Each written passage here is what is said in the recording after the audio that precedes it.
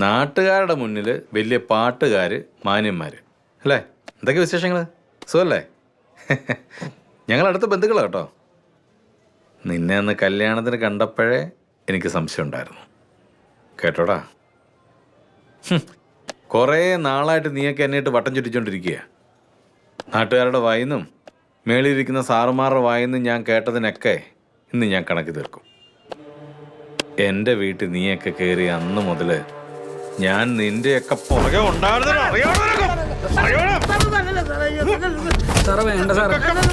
വീട്ടിൽ തന്നെ കയറണല്ലേടാ. ആ പാവത്തിനെ വിട്ടേ, അയാളല്ല, ഞാൻ ഒറ്റയ്ക്ക് എല്ലാം ചെയ്തത്. അപ്പൊ സാറായിരുന്നോ? ഞാൻ ബാക്കി സാറിന് തരാം. ഇങ്ങോട്ട് പോടാ നീ. എന്നെ നിനക്ക് അറിയണം. നാട്ടുകാരാ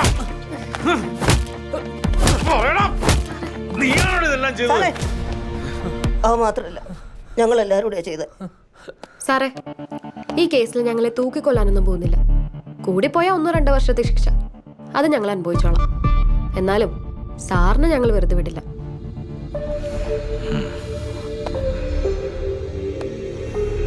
സാറ് ഞങ്ങൾ എന്ത് ചെയ്യുന്ന സംശയാസ്പദമായ സാഹചര്യത്തിൽ കണ്ട ഞങ്ങളെ സാറ് പിടിച്ചില്ല, അത്രയല്ലേ ഉള്ളൂ. അല്ലാതെ ഞങ്ങളുടെ തൊണ്ടി മൂലം വല്ലതും കിട്ടിയോ? സാറ് തലകുത്തി നിന്നാലും ഒന്നും കിട്ടാൻ പോണില്ല. പിന്നെ കോടതിയുടെ കാര്യം അത് ഞങ്ങൾ നോക്കിക്കോളാം. ഇപ്പൊ നിങ്ങൾ പറയല്ലേ ഹംസ? ആ സാറേ. അല്ലാത്തിങ് എടുത്തേ.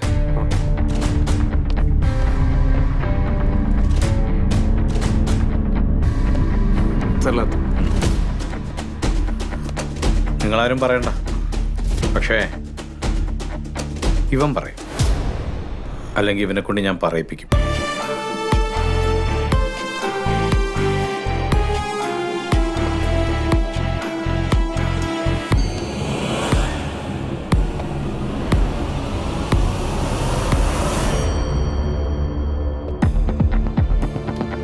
നിക്കട്ടാ, പറയടാ, മോഷ്ടിച്ച സാധനങ്ങളൊക്കെ നിങ്ങളിവിടെ ഒളിപ്പിച്ചു വെച്ചിരിക്കുന്നത്? സാർ ഒന്നും ചെയ്യരുത്, ഞാൻ പറയാം.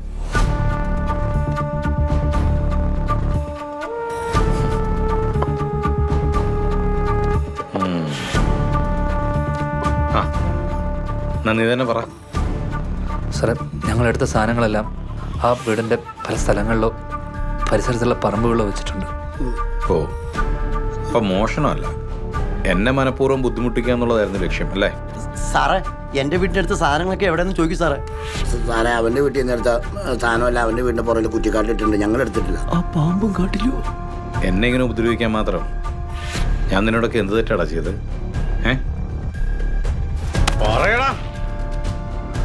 സാറിനൊരു ശ്രീധരൻ അറിയാം. ഏറ്റുമാനൂർ സർവീസ് സഹകരണ ബാങ്കിലെ സെക്രട്ടറി ആയിരുന്ന സഖാവ് ശ്രീധരൻ.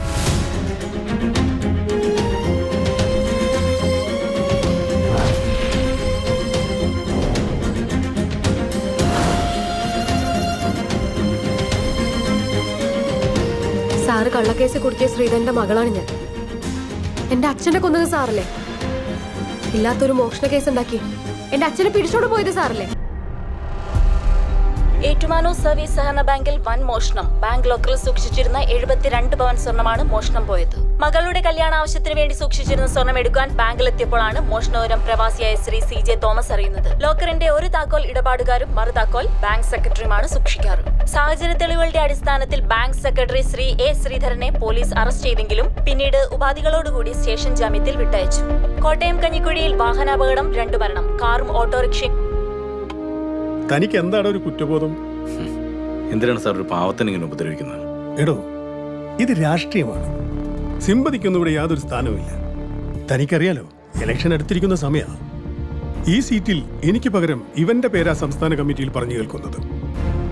ഞാൻ അഴിമതിക്കാരൻ തന്നെ, സമ്മതിക്കുന്നു. പക്ഷെ എന്നെ ഒതുക്കി ഈ സീറ്റിൽ വേറൊരുത്തൻ വരാൻ ഞാൻ സമ്മതിക്കില്ല. അല്ല സാറേ, ഈ ശ്രീധരന്റെ പേരെങ്ങനെയാ സ്ഥാനാർത്ഥി പട്ടിക വന്നത്? അവന്റെ ഒടുക്കത്തെ ഇമേജ്. ജനസമ്മതനാണല്ലോ, നന്മമരം. അവന്റെ ഇമേജാണ് തകർക്കേണ്ടത്. അതിന് ഇതല്ലാതെ വേറെ മാർഗമില്ല. സാറേ, സോഷ്യൽ മീഡിയ ഭയങ്കര സ്ട്രോങ്ങാ. ഇതൊക്കെ പുറത്താരെങ്കിലും അറിഞ്ഞാല് തനിക്കൊരു കുഴപ്പം വരില്ല.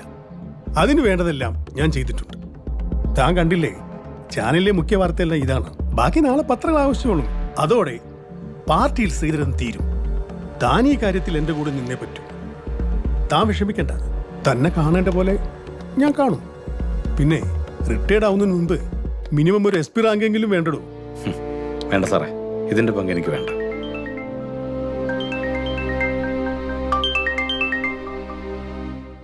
ഹലോ, എപ്പോ? എന്താടോ, എന്തു പറ്റി? ശ്രീധരൻ സൂസൈഡ് ചെയ്തു സാറേ.